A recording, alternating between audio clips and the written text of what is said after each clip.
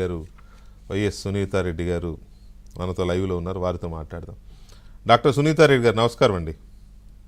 నమస్కారం అండి వెంకటకృష్ణ గారు.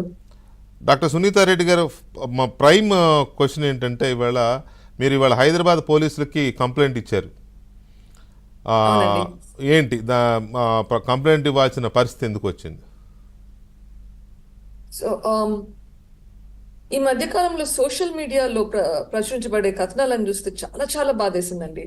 పర్టికులర్ గా లాస్ట్ ప్రాబ్లీ 2-3 వారాలుగా గమనిస్తున్నాను. అంతకుముందు నేను పెద్దగా గమనించలేదు, కానీ ఇప్పుడు చూస్తుండగా తెలియడం ఈ మధ్య ఈ ఇష్యూస్ మీద చూస్తుంటే ఇట్లా ఈ మధ్యనే కాదు, ఇంతకు ముందు కూడా జరుగుతుంది అన్నట్లుగా బాగానే తెలుస్తుంది.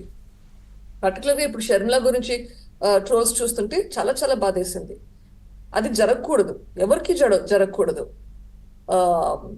అండ్ ఇట్లా జరుగుతుంటే మనము తప్పు జరుగుతుంటే తప్పును ఖండించడం కూడా ఇంపార్టెంట్ ఒకటి. ప్లస్ అది ఏం చేయాలా అని ఆలోచిస్తుండగా ఇదే సోషల్ మీడియాలో నా గురించి కూడా పోస్ట్స్ పెట్టారు.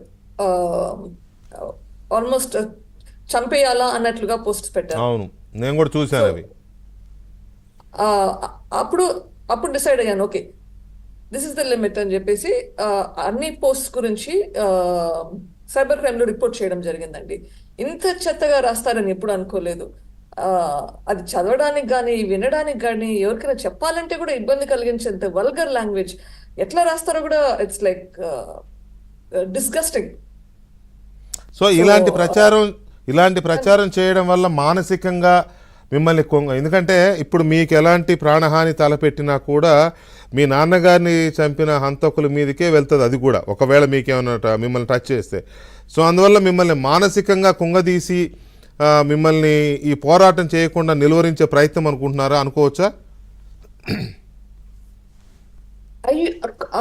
పాసిబిలిటీ అయితే ఉందండి, అట్లా అనుకోవచ్చేమో.